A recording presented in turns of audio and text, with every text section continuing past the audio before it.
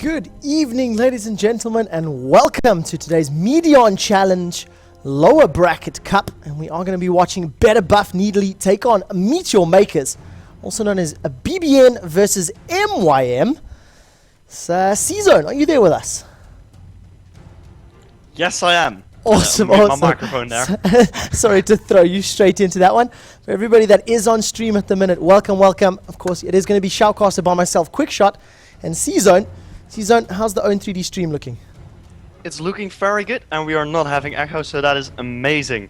And I'm very happy about that. Yeah, well, at least we managed to fix the technical issue. So for anybody that was with us last night, thank you for watching, and sorry about the echo problem, but a brand new sound card has managed to resolve that.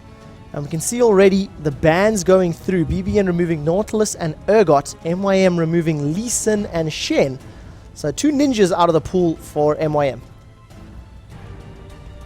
Well, is Lee Sin a ninja though? He's more like a Shaolin monk guy. Oh, fair point, fair point. He uses energy though, so close enough. So the Nautilus ban and the Ergot ban are pretty usual as jacks. Like those three champions, they're not very targeted. I mean, I'm sure that there's going to be a good player for every one of those champions on MYM, but they're mostly just champions that are generally considered really good.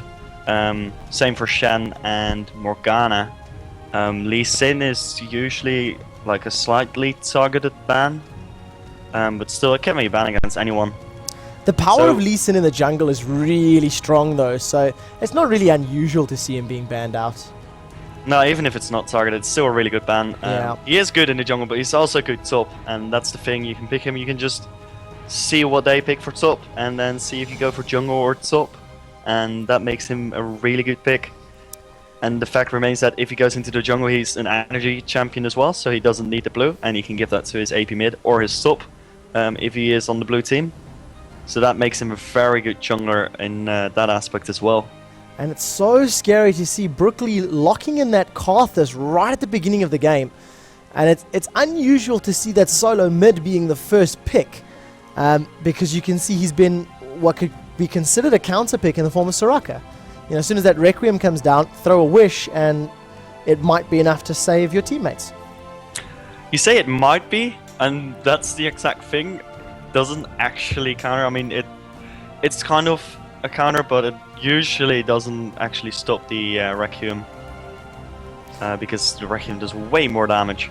Oh, we'll have to keep a close eye on how that plays out, but Taric and Maokai being the next pick, so we've got our AP mid, our support and jungler, and at least solo top, and obviously the AD carry for Better Buff Needly.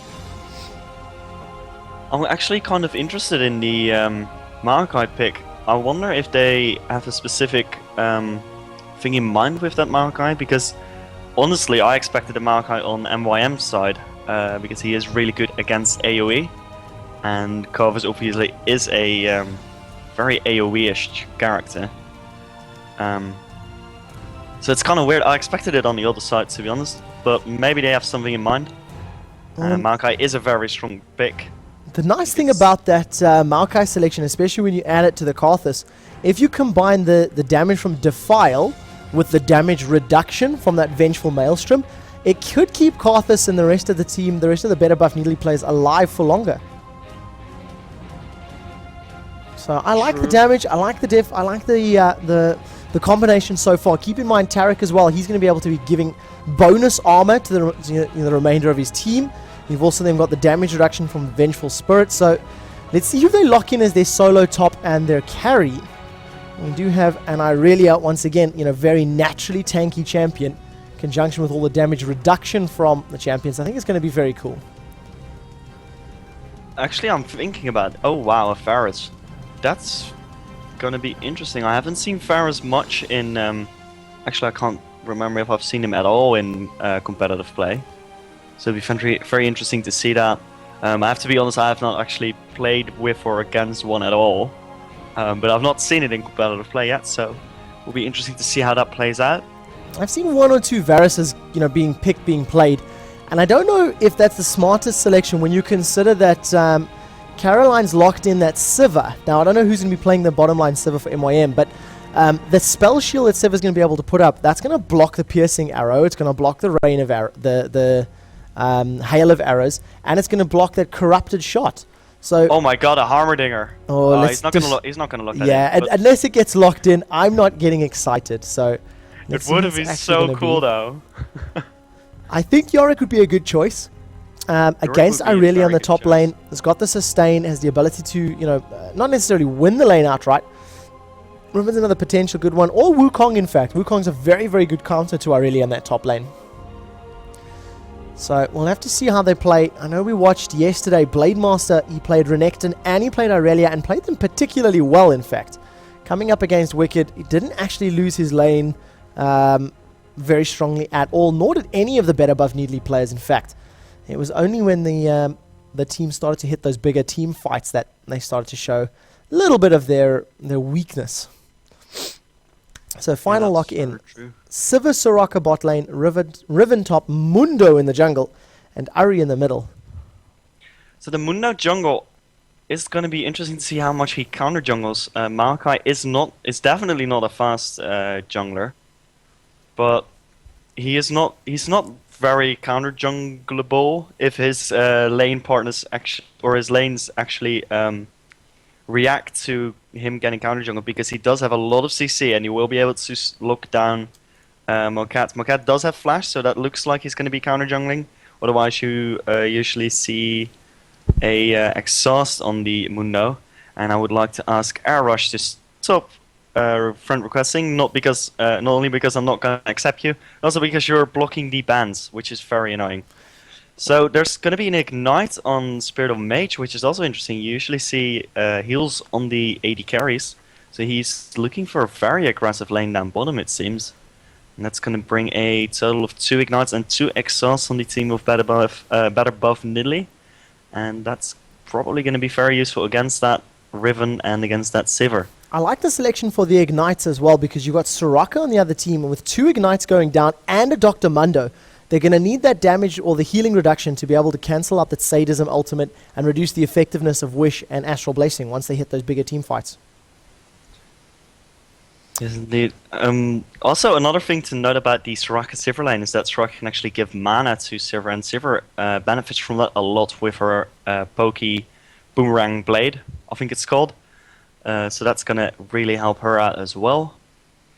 And with the Silence, that's going to really help against the Taric or the Varus. Taric is one of the best supports against Soraka, though.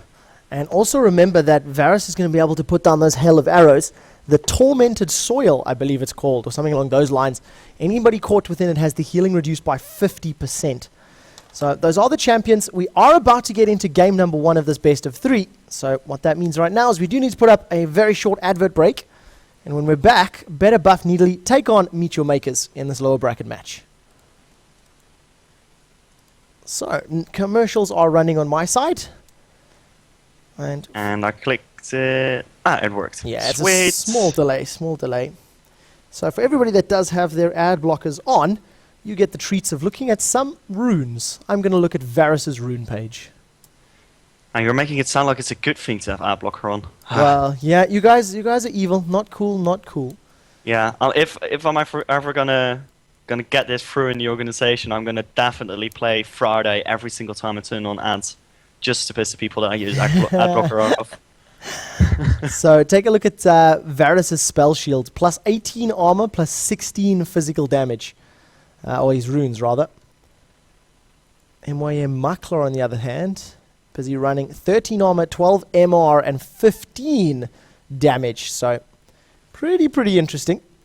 And for everybody that's busy chatting on the Twitch chat, the ad blockers, even if you're not running one, adverts only run for particular areas, particular countries, things like that. So, it does depend on where you are and what part of the world you're in. Yes, that's the only reason that I'm not already running Friday. That's a terrible song. Terrible song. I know. It's funny though, and it annoys people, so that's a good thing if people use adblock. Yeah. It'd be awesome if you could turn it on just for ad blockers and not for people who don't get ads. Yeah, that would be pretty cool. So we are into the loading screen, which means we do need to evaluate the skins. I managed to get myself a pack Sivir skin now that I think about it, and I don't think I've ever used it. So that's very poor form for me. That is for sure. There we go. My stream just updated. So we are now onto the loading. And of course, we've got S&M, Dr. Mundo, Tarek skinless, Varus skinless, and those are the only two at the moment. We've got a Pentakill Carthus, so that's really good. That is particularly cool. I like that does curry out the Tarek and Varus skins, because I count it as 2 skins, to be honest. So it's 4 versus 4, in my opinion, because I don't count the Soraka skin because that's horrible. We do need to get the overlays up and running. Ooh, I just realized I may need to update my little rotating ticker. So, of course, for everybody that is wondering, Better Buff Needly, they are wearing the blue trunks, and they are on the bottom left-hand side of your corner. They got knocked down by Counter Logic Gaming last night. On the right-hand side of your screen, wearing the red trunks, is Medion Makers, and they managed to get knocked down by Moscow 5 this time round. So, we are now keeping a very close eye on the lanes, and it looks like we've got an invade. Spirit of Mage does use a cleaver to the face, but nobody else from MYM follows in after that. Well, to be honest, I don't think they have that much of a good level 1 team. Unless they like hit the charm, which hasn't been leveled yet. That's a pretty good tip there. Don't level until you are very sure you're going to have to level, because team fights may or may not happen. But to be honest, it looked like they were just checking out if they could go for it. They don't have a particularly good level 1 fight, and they were actually with 5. And oh wow, they're going to invade at the double golems or the red. And that might get very interesting indeed. Not getting spotted yet. There are no wards in this particular brush. And they're going to be walking in. They're at the red now. And it looks like they're going for the bush at Wraiths. Or at least going to ward it. Do me a favor. To see what goes on here. Take this one solo for a little bit. I'm on directed camera. And my stream is getting a little bit of lag. So I'm just double checking if everything's working. Okay, I will do. So they're either going to go and take red, which I think they're going to, or they're going to wait for really long and wait for someone to pass by, which I doubt will happen. And actually they're going to just move out of the jungle? Really? That had surprised me, to be honest. No, they are going to go for the red buff, and they are going to be giving that... Oh, actually they get spotted by Brook Lee, and Brook Lee is going to walk in. He is going to stun Mokat, and Mokat will get a lot of damage from Spirit of Mage, but he will be just fine taking up the red buff, and they might get a kill out of this. Brook Lee will have to flash. Mokat is really low though, so he will probably have to go back to base before he can continue jungling. He's going to take down the Wraiths first though, and he started with his cleaver, so his jungle is not as fast as it could be. He will still have counter jungled quite heavily, but it looks like Nekadurb is actually going to be going for the red buff of the enemy team, and if he is successful in that, it will really make sure he doesn't get too far behind, because you don't only lose your red buff, you also lose a lot of XP. But in the meantime, Mokat is aware that he's probably doing this, and he is going in. And it's going to be interesting to see if there's going to be an actual fight. Up top, there's some harass going on. Down bottom, there's actually going to be an engage on Makler. Makler getting really low health. Wow, he might actually go down. No, he will not. And in the meantime, there's a fight at Baron Pits. Nekadurb did pick up that red, but he is getting slowed by Mokat, and Mokat is going to be giving the kill to Caroline. So that's 2 red buffs in their team, and that's going to give a huge advantage. Layways goes down on Zaru, but he will not be going down. And sorry for mispronouncing that. It is, of course, Zaru, I think, or Charu. I'm not actually checking, so I don't know for sure. But I think it's something like that. Yeah, we'll have to make it up as we go along. I like Zaru. Let's go with that one. Yeah, or Cizaru. Cizaru, along those lines. The stun goes up from Brook Lee on the bottom lane. Ignite has been burnt as well. Spirit of Mage uses that piercing arrow, just missing Soraka in the back. Spirit's arrow is unavailable, so Soraka Sivir having a lot of trouble in this bottom lane in the first few minutes of the gameplay. Yeah, it's because Spirit of Mage is playing Varus, obviously, and Varus has a slightly longer range than Sivir, which gives him a slight advantage, and the spell shield has been leveled, but he's only got it on level 1, and it has a 22-second cooldown. And great piercing arrow there. Charged it up to max, and hit Libic while he was sitting underneath the turret. But unfortunately, only 1 rank, and it means he couldn't pick up the kill. And Caroline's sitting with a double buff in this top line. That's going to make Blademaster's life very, very difficult. Oh, I just read in my chat that it is actually Cesaru, which is interesting. I thought because they are, I think, a Polish team, that it would be Sharu or something like that. And they are going to be going for Caroline here. Caroline getting really low. Ignite goes down and he will be going down, and that's going to be a double buff for Blademaster. And that's going to give him a huge advantage in lane because Aurelia is already dishing out the true damage, but with that rep buff she's going to be doing even more true damage, and she's going to be slowing, which means that you can put loads of pressure look at the damage going down onto Makate. Blademaster just lands one equilibrium strike, a couple of auto attacks with hit and style active, and Makate's dropped to less than a third hit points. So powerful. People in chat are saying that we will have to wait for the COG game. There is no COG game tonight, guys. It will be tomorrow. Or no, that's only going to be 4th of June. Yep, it's going to be on the 4th of June. Tonight we're going to follow this game. The Wall of Pain goes out. Cesaro eats one layer waste, second layer waste, and an exploding face. And falls backwards. But the winner of this game is going to be facing off against Moscow 5. And the loser gets removed from the tournament entirely. So there's a lot to play for. I have the stream open on my other window. If you guys are getting lag, just drop the quality settings. And at the moment it is running pretty well for me right at the moment. In terms of creep kills, bottom lane, Siva, 32 to the 27 of Varus. The amount of pressure that Spirit of Mage was trying to put down in those very early stages of the game have actually ended up costing him a few creep kills. And it's not a huge number, to be fair, but any small advantage is going to help.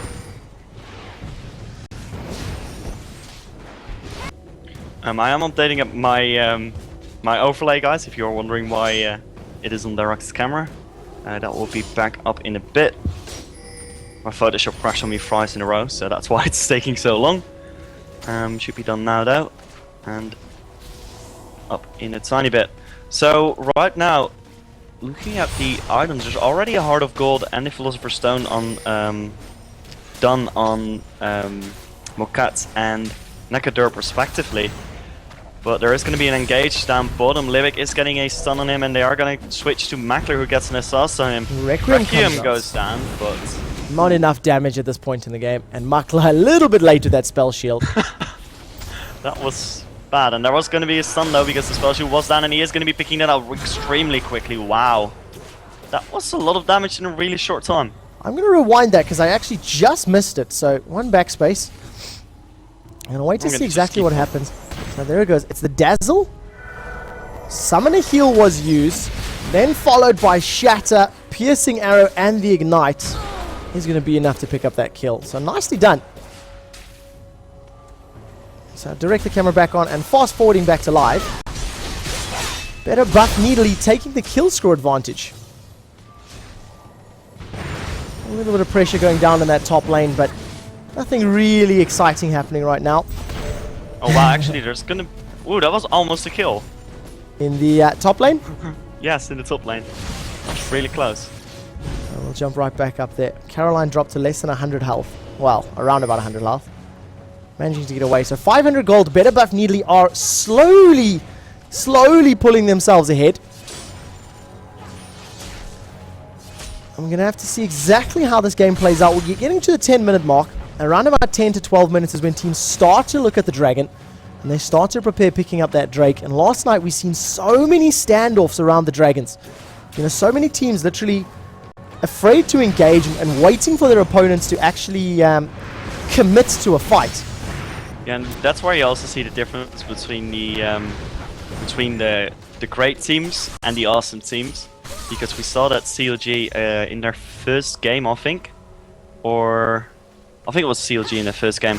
They had a standoff at Dragon, but what they did is they pushed top and bottom lane and mid lane every single time it came out their tower, so that the enemy team would lose a lot of CS and XP.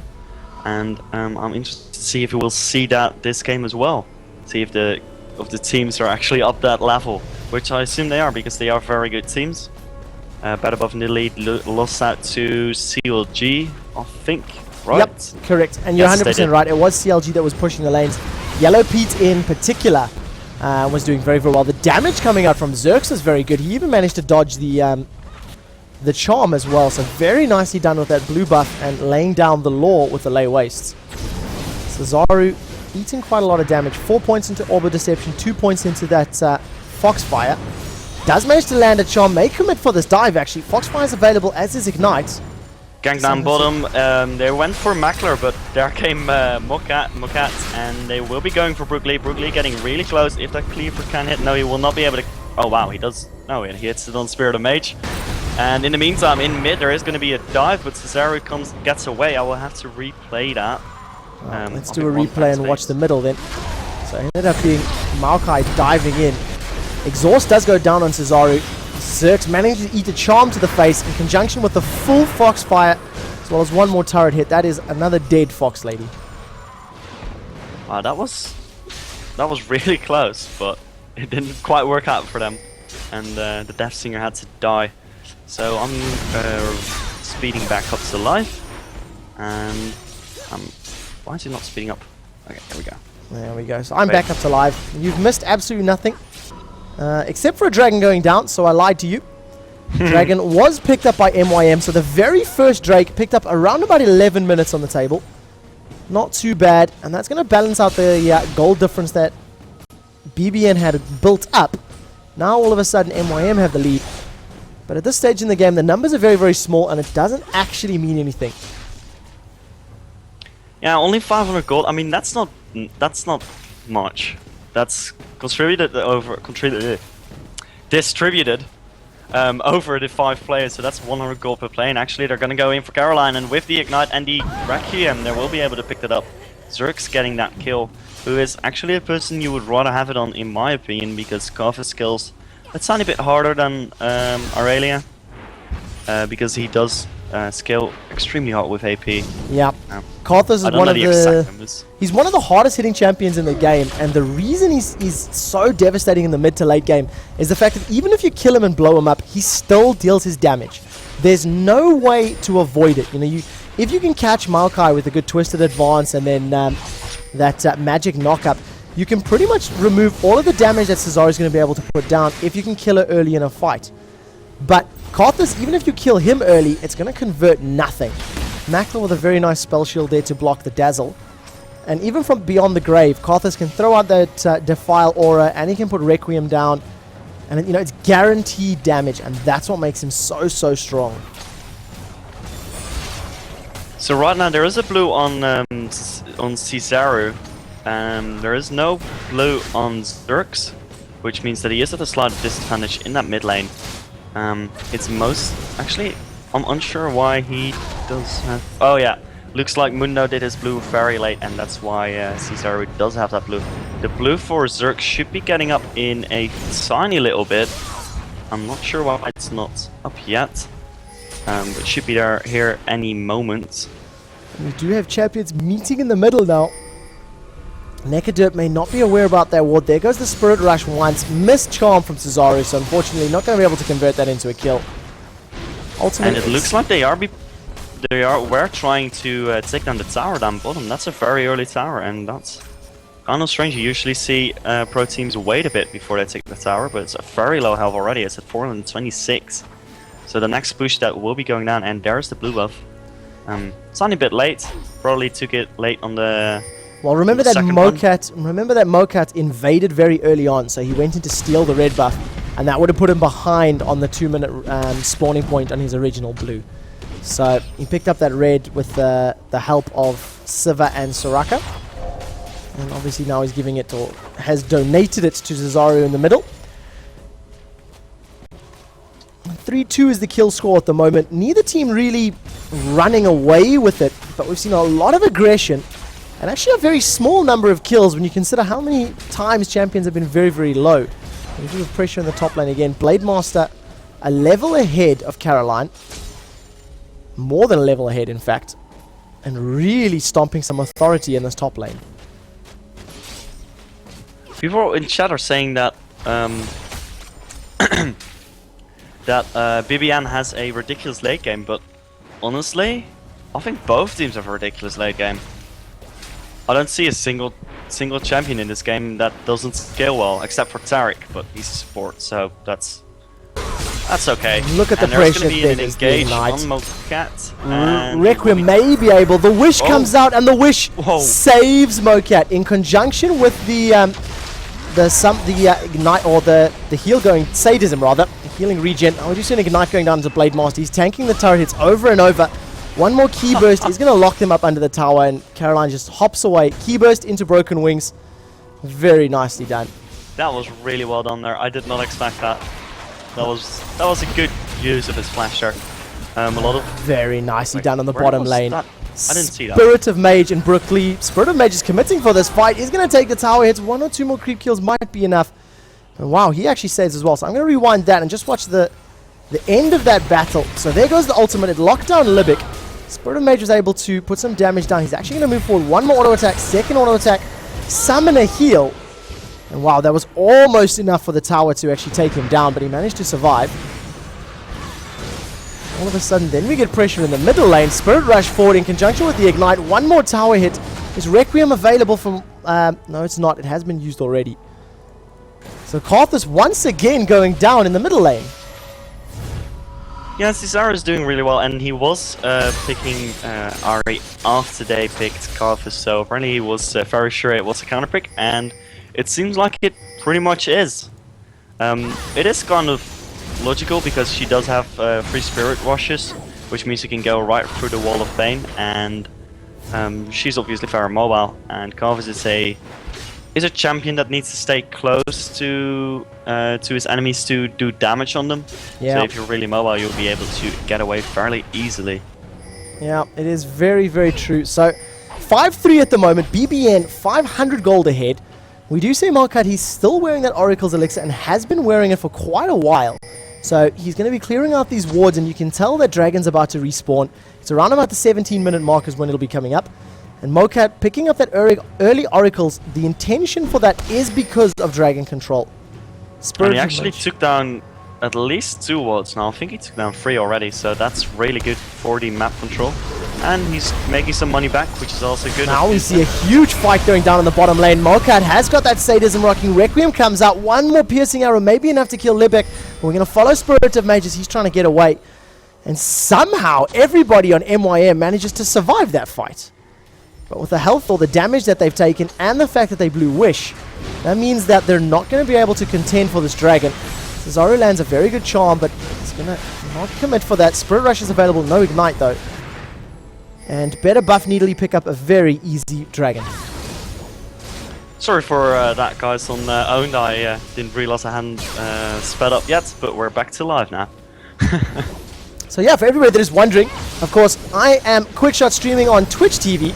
And C-Zone is streaming on Owned 3D, so if you'd like to, if you get better performance or less lag on one partner or the other, feel free to head over own3d.tv/chaostv, or of course twitch.tv/chaostv. Now we do have some pressure coming in the middle lane here. Cesaro's going to be moving a Spirit Rush, Charm, Orb of Deception. 2nd and 3rd Spirit Rushes are not even needed. And a very, very nice gank coming out from Cesaro's Ari there. And they are going to be engaging on Nakadur, but it looks like he will be getting away. There are no Spirit Rushes left, so he won't be able to go under that tower. But they will happily take down that top tower. And that's going to give them a tiny bit of map control, not as much as a mid tower would, but still a pretty good amount. And with that bot tower also down, they only need to take down mid tower to have quite a bit of map control for a 20-minute for the 20-minute mark. As well as having 3 towers if they do take that mid tower, which they are going for at the moment. And it's giving them a nice chunk of gold. They are 1 kill behind, and also a dragon behind, but still they are at the same money because of those towers. Yep, and the superior farm as well, because you got to keep an eye. Well, sorry, the superior farm is coming out from BBN. You look at the top lane, 124 to 102. Bottom lane, fairly even, 135, 142. Mid lane, also fairly even. Maokai, 40 CS behind, 30 CS behind Dr. Mundo. And, that works out 600, 650 gold just by itself. Nekadir, farming the creeps via his bladed armor, in fact. Or he's just leaving it there for Zerks to actually pick up. And the map control in favor of MYM, but are they going to convert it? That's the question. Just quickly, I have found out that in the other lower level game, or lower ranked, lower bracket game, Team Mega Shock have defeated Asylum. Oh, great charm coming out, but the Tarek stun is going to hold Cesaro in place. Followed up very, very quickly by that deception coming out from, what's it called? The chain of corruption. But the 3 blinks, or the 3 flashes, just so powerful. You can't hold Ari in place. That was kind of ridiculous. Like, they used everything they had to stun him, and as soon as it was done, he was like, RR, see you guys. That was, actually he used a phrase that was like, RR, see you guys. Yeah, really powerful. You consider that Spirits of Mage popped his ultimate for that one. Held her in place for a little bit of time, but it just wasn't enough. And Mokat, once again moving around with those Oracle's Elixir, does take the Dazzle to the face. An Equilibrium Strike from Blademaster and a Wall of Pain, but no real commitment coming out from BBN. They slowed him, held him in place, but wasn't able to chase it up after that. And at the moment, the pace has just slowed down quite a lot. You know, we've transitioned into this now roaming team phase. And even though BBN are holding their own in terms of gold and in terms of kills, the map is currently MYM's. You know, they're moving around freely. Mokat has had this Oracle's Elixir for a very long time. You know, going at 8-9 minutes at this stage. And he's just clearing out the wards, removing the vision, and helping MYM stay in more control of the game.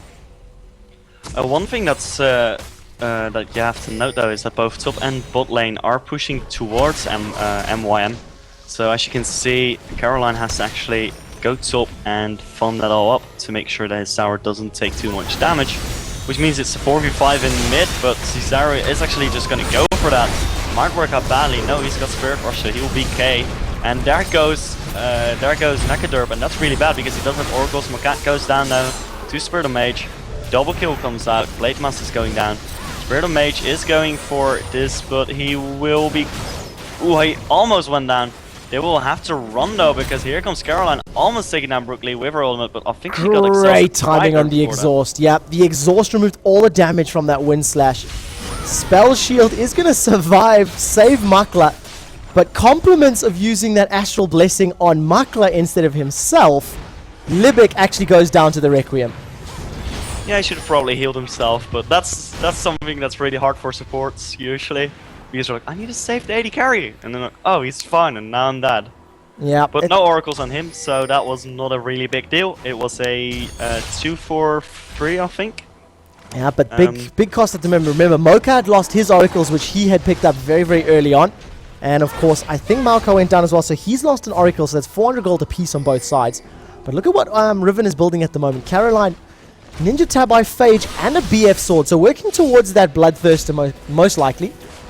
But it very was 2-4-2 actually, but yeah. Oracle's on one side, so that was both sides actually, worth it. Because Maokai went down for BBN as well, so he lost his oracles. Oh yeah, Maokai went. Did Maokai have? Oh yeah, he did. Yeah, he was wearing the oracles as well, so he's going down. That was a completely even trade in that case. Yep, bang on even. Look at the itemization coming out from Sharu.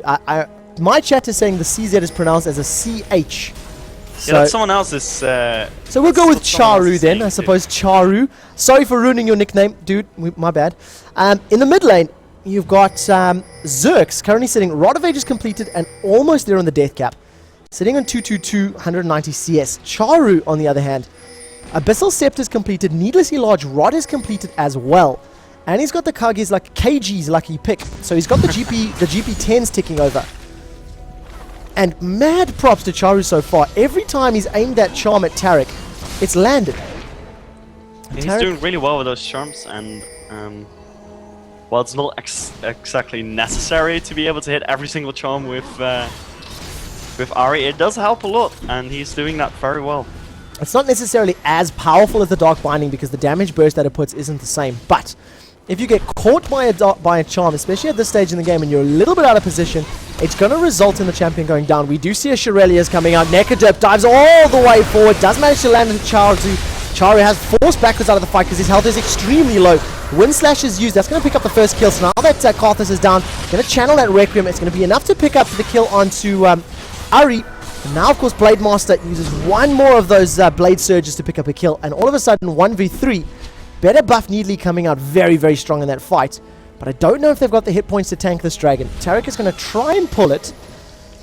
But if Mokat can come in with that Burning Agony and land 1 or 2 attacks with his Masochism ability, it may be enough to pick up a kill.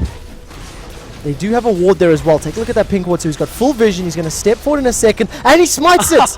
Smite steal from Mokat. Really well, very nicely done. He may go down for this, but 1 kill and 3 assists is well worth 1,000 gold that Dragon gives you. That was really well done. I did not see that coming. But that was really well done.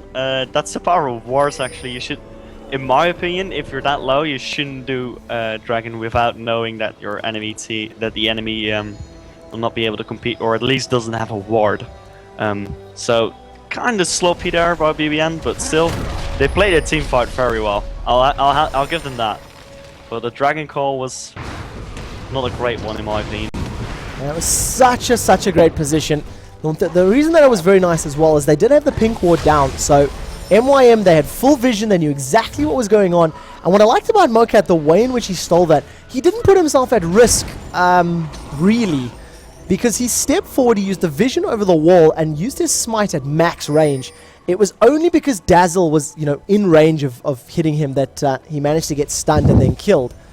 But such a great play from Mokat, and that keeps the gold lead in advantage of MYM. Yeah, but it's 1k. It's not too much. So the game can go any way at the moment. MYM is more than just 1k gold ahead though, because they do have those 3 towers down, and that does give them quite a lot of map control. But can still go either way. I honestly think that if BBN would have gone back after that team fight and gone back to Dragon after that, they would have been able to do it and pick up a bigger advantage. Well, we're going to have to see what happens now we start getting these bigger team engages. We had a few little skirmishes and fights, but, it's been sort of 3v3s, 4v4s. One person gets caught out, and we haven't seen a massive engagement over the likes of Baron Nashor yet. But 3 towers are down, and Meteor Makers, they're just roaming around the map as and where they please. So while we get a small break in the action, gold at the moment, Karthus in the middle, 8,600 to 9,600 in Ari. Top lane Aurelia, 6,600 to the 7,100 on Riven. Small advantage there. Bottom lane, 8,800 on Varus to the 7,900. So once again, 800, 900 gold. The differences are very, very small. But look at the itemization. Varus has Infinity Edge, Zeal, and the Crit Cloak in comparison to the Infinity Edge and a Vamp Scepter only. But of course, he is sitting 504. Yeah, he is starting quite a bit ahead. His farm is actually behind, but that's okay if you've got 5 kills and 4 assists. I think you can live with that. Someone in chat is asking if it's a glitch on the boomerang of Sivir that it's not visible. I think it's actually the skin, I'm not sure though. I've had that with the skin as well. I actually own the skin, and it's every now and again, unless you see the character model casting the spell, like right at the beginning. Oh, look at that. As I said, that a charm to the face of Necroderp plus a maxed out Foxfire hits really hard. But I think unless you see the actual beginning animation of the spell, you don't see the particle effect on it. That's kind of overpowered, to be honest. Well, it's like throwing a spell from Brush. Unless you actually see the spell being cast, you don't actually see the animation. So I think it's along those lines. But I don't play enough Sivir to be 100% accurate on that. Yeah, maybe someone in chat will know. See there, for example, I just caught the camera screen of Makla throwing that boomerang blade up. Ooh, a very long twisted advance. Compliments of the charm as well. It's going to hold Malka in place. Now they've turned the damage. Charu's taken so much pain. Mokat does have that sadism rung, and he's going to go down. So we've lost a few champions on either side. Tariq is now going to go down under the Defile. Spirit of Mage somehow manages to survive that. Picks up a double kill, and Mokat, compliments of the sadism and the health regen, he is going to be able to recall. That was a ridiculous Rakium though. It didn't only pick up a 1 kill, I think. It also made Spirit of Mage able to pick up 2 kills. He would not have been able to do that, and he would not have survived without a Rakium. So that was a great Rakium. Really great play so far coming out. And once again, the gold is so close. So, you know what? I'm going to hit that in a rewind, actually. It's going to be 2 rewinds. And make that 3 rewinds, in fact. Make it 4 rewinds. So let's slow this down. I've gone all the way back to right at the beginning where Makai is about to jump over the wall with that twisted advance. And look, as he moves over the wall, he eats a charm. So he's instantly locked up in place, walking towards Charu. Blade Master then hops. That looked like a hop over the wall. That wasn't a flash, so that was really nicely done. But the damage coming out from Defile on Zerx is huge. Look at Caroline and Markats and Charu's health. He's going to get shut down in the background there. Zerx gets killed. Immediately begins channeling the Requiem. And I'm going to stick on the bottom lane right here because it is going to kill Charu. But look at the damage from that Boomerang Blade. Wow. Coming out, the attack speed buff from Spirit of Mage plus a couple of kills or hits from auto attacks. So strong. Auto attacks with the creeps, I should say. And a 4-for-4 exchange. So I'm speeding up, and there's going to be some action at 2:20. No, 30 minutes around that. And there's going to be engage here. I'll slow down extremely hard until you're there. So give me a yell. I'm about to get close. I'm up to 30 seconds, so go for it. I am up to live right now. Well, the 30 seconds. Mokat's been stunned. I'll be following there. The healing reduction is going down. Charm lands, and Sadism is going to get Dr. Mundo out of that one. Looks like they'll be fun, so let's go on double speed for now. Double speed up to real time. It looks like they're setting up for Dragon. If I remember correctly, 16:22. So Dragon should be coming up the next 2 or 3 minutes, in and around that phase. And Libic is still wearing that Oracles, or rather is wearing another Oracles. He did go down in the previous team fight. So here's Dragon.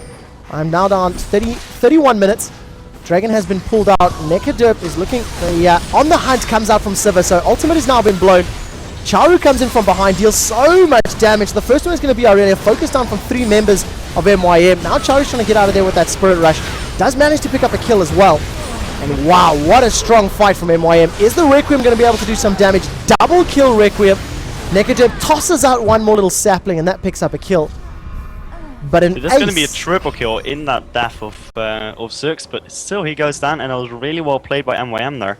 They went for Blade Master, who was all alone, and somehow, we'll have to replay that, to be honest, but Sarah somehow kept 4 people in place on their own. It was the Spirit Rush. Charu was running around with Spirit Rush, used one to dash into the team, then a second one to pull them away, and a third one to finally pull them right back next to the remainder MYM players. So it was great positioning. Charu also burnt Flash. Take a look at that. So it was 4 blinks used.